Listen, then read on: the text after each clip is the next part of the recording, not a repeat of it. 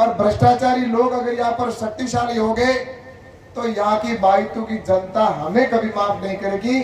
इसलिए बाईतू के अंदर ऐसा आने वाले समय के अंदर नेतृत्व तो चाहिए जो एक राष्ट्रवादी विचारधारा का हो।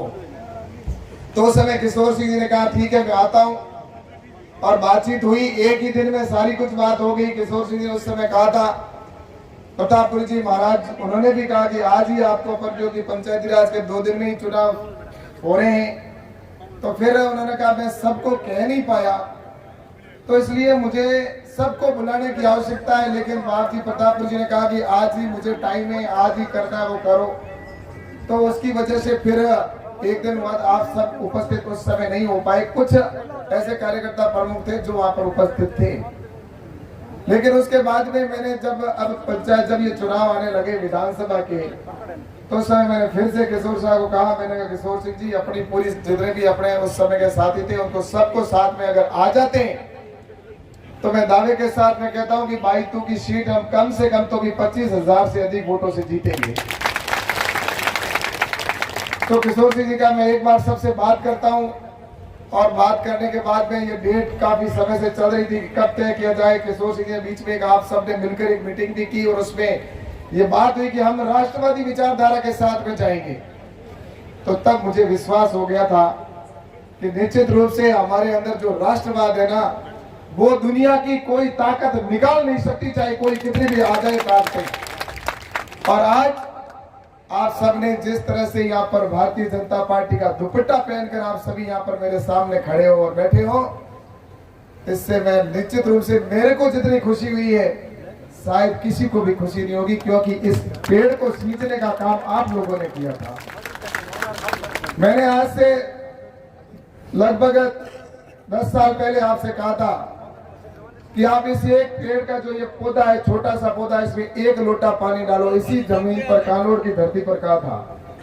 और उसके बाद में बाईतू के सभी जगह पर मैंने कहा 1 लोटा पानी आप डाल दो, इससे छोटा सा पेड़ है जो आगे जाके हो सकता बड़ा वटवृक्ष बन जाए। लेकिन आपने मुझे आशीर्वाद दिया, और उसके बाद में आज मैं जो भी हूं आपके सामने हूं। तो इसी तरह से मैं आज आप सबसे कहना चाहता हूं, इस बाईतू के अंदर पिछले 4.5 साल, पौने 5 साल में जो जनता ने डर डर के जो जीवन निकाला है अपना, डर के साये में बाईतू का जीवन निकला है। बाईतू के अंदर आम कर्मचारी भी डरा हुआ, सहमा हुआ था। यहाँ के सरपंच भी डरे हुए, आज भी उनके अंदर डर बैठा हुआ है। ऐसे कई सरपंच हैं। ये सरपंच साहब है हमारे, ये कह रहे हैं कि हमारे तो क्या, हमारे को भी बहुत डर है, लेकिन हम डरे नहीं।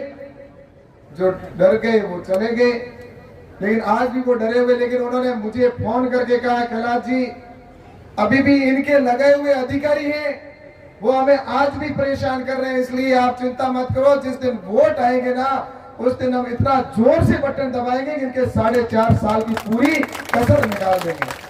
इसलिए गलतफहमी में रह जाए, निकाल दे।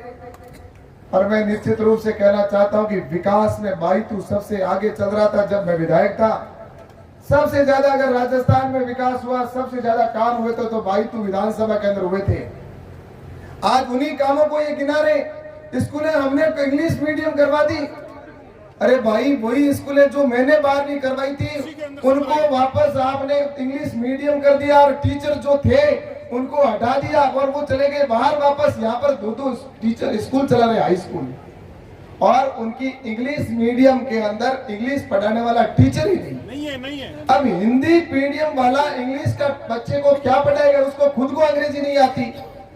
वो जिस तरह से उन्होंने बच्चों का भविष्य बर्बाद किया पहले कि 8वीं तक हम किसी को फेल नहीं करेंगे, ये एक बीच में चलाया था, नहीं चलाया था, ताकि अनपढ़ के अनपढ़ रहे और गरीब के गरीब रहे, ऐसी इन्होंने नीति चलाई। 8वीं तक किसी को फेल मत करो। अब उनको ये तो हो गया कि राजस्थान के अंदर 12वीं जो लड़के हैं वो 8वीं से आगे स्कूल पढ़ने लग गए, हायर सेकेंडरी स्कूल पढ़ने लग गए, कॉलेज में चले गए, जागरूक हो गए। तो अब इनको पीछे कैसे रखें, आने वाली पीढ़ी को कैसे कमजोर करें? तो ऐसे इंग्लिश मीडियम के स्कूल खोल के उनमें इंग्लिश के टीचर नहीं लगाया ताकि उसकी नींव कमजोर हो जाए और आगे जाकर वो फिर से पीछे रह जाए। ऐसी नीति अशोक गहलोत और कांग्रेस की सरकार की चाल है। आज टीचर स्कूलों में नहीं है, सड़कें टूटी हुई पड़ी है, पानी के लिए इन्होंने कहा था, भारत सरकार ने पैसा दे दिया। गजेंद्र सिंह जी शेखावत साहब बैठे, जल शक्ति मंत्री, इन्होंने जितना पैसा दिया सबसे ज्यादा राजस्थान में दिया, राजस्थान में बाड़मेर में दिया, लेकिन ये कुंडली मारकर बैठे रहे और पानी के कनेक्शन नहीं करवाए।